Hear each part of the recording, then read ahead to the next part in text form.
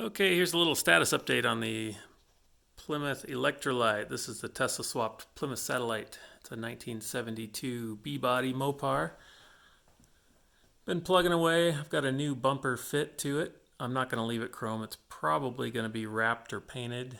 I'm still going back and forth between body color and black. I think the silver and black looks pretty good. Got the front suspension mostly assembled. This is from Gerst Suspension. Carl Gerst is a super great guy. He's been working with me on this project, and I'm not using his Mustang 2 rack and pinion. I'm using an electric power steering unit from ePass Performance, which I'll go in detail in another video, but I have to make my own mounts for it, and Carl's been helping me get the geometry just right, and couldn't ask for any more help. He even helped with my rear suspension, which he didn't sell me. I gave him some of the geometry numbers, and he helped me figure out my spring rate and ordered the shocks for me, so big shout out to Carl. This is the radiator I'm going to use. It's going to be split into about a 60-40. I'm going to put block-off plates inside the tanks, so half, or the small half will be for the motor, the large half will be for the batteries and charger. They'll each be powered off their own separate pump, and the fans will be triggered individually. That'll all be controlled with a combination of the battery management system as well as a power distribution module from SmartWire, so I can program everything from the valve that will bypass the radiator. It'll have a heater. If the battery needs heat, it'll trigger the heater.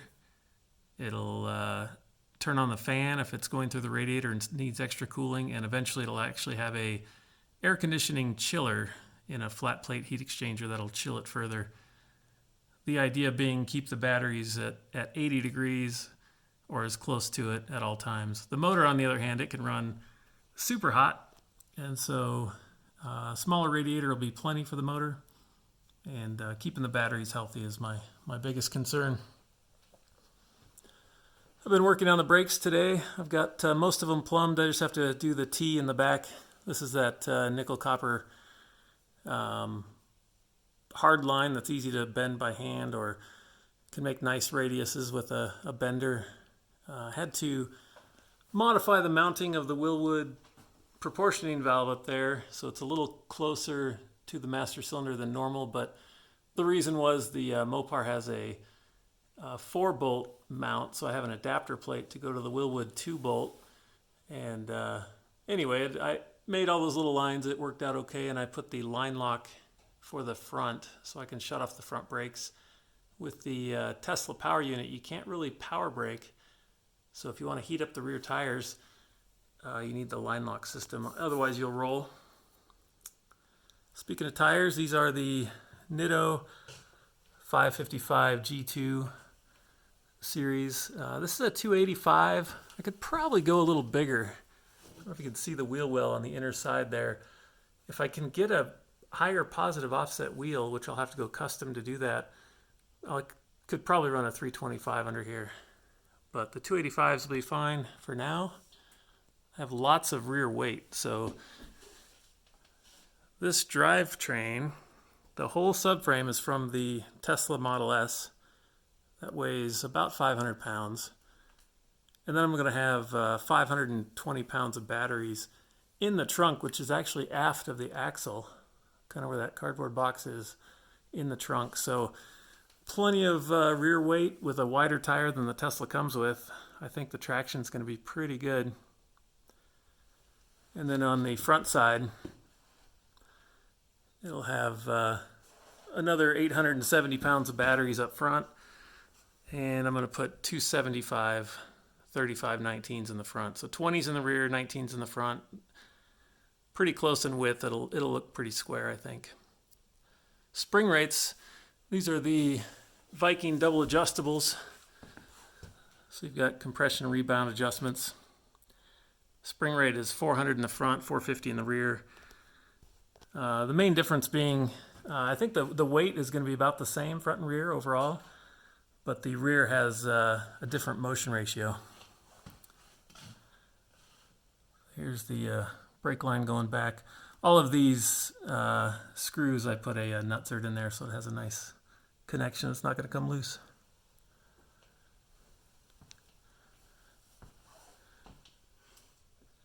Here's the shock mount in the rear. I had to drill that out from 14mm to 5/8.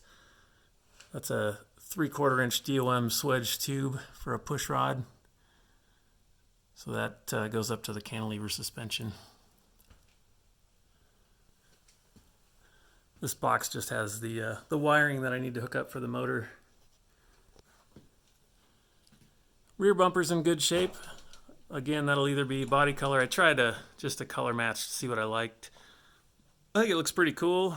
Maybe even same body color, just a matte finish. The silver's a little off on this, so we'll see. I'll probably end up wrapping it.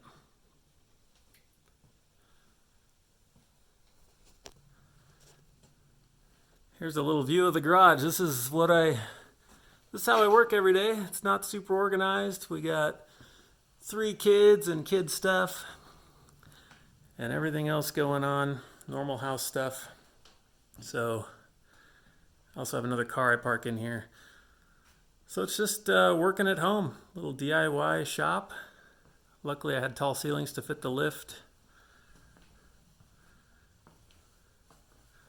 Nothing special here. I don't think anybody can build pretty much anything in their garage. Plasma table helps. It's just a little guy.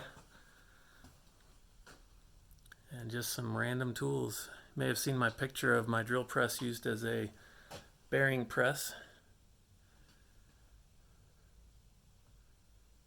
So that's the shop.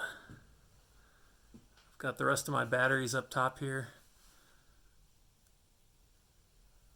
So I like posting online. I like getting comments from people. I have as wide a range of comments as you can imagine. Everything from I love it, OMG, to burn in hell. This is sacrilege. So I love all the comments. Keep them coming. And hopefully we'll get this car on the road and let the smoke out of these tires and have a lot of fun with it. A lot of people ask me, why did I do it? I've been a Mopar guy my whole life. This is a fuselage Plymouth, probably my favorite body style. And I wanted to drive my favorite car. Why not have your favorite car out on the road? So I almost sold it. Thank goodness my wife talked some sense into me, and I kept this car, and I'm able to do this project. The advantages are outweighing the downside. I was a little disappointed that it's not going to sound like a muscle car, but the advantages are very low maintenance. So a car like this, like on my turbocharged Dart, it takes a lot more maintenance, a lot of adjustments, always coming up with an exhaust leak, things like that. This car is going to be plugged in, ready to rip anytime I want. And with the battery pack that it's going to have, it'll go 250, maybe 300 miles if I go easy on it. Maybe 150 miles if I rally it the whole time. But it's not really a car that's going to be road tripped. It's just get it out and have some fun. Some people are worried about what kind of fuel it burns. Oh no, it's electric.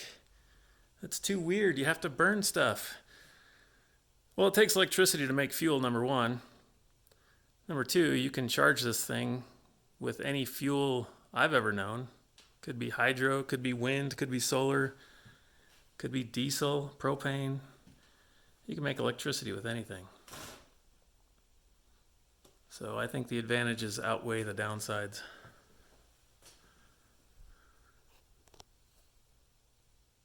Anyway, that's it. If you guys have questions, leave them in the comments. Keep the comments good and bad coming. I love them all. And I'll have some more detailed slideshows coming up of some of the work I've been doing. I'm waiting on some parts, so held up on a few things, but I can keep plugging away in the meantime on little things. Just come out here, show up. Even if you don't have a plan, if you got a big project, show up, do something. If you do one thing, that's one thing less to do, and it usually leads to something else.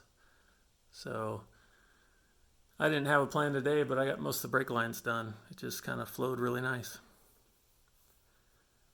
That's the update. Thanks for watching. See you next time.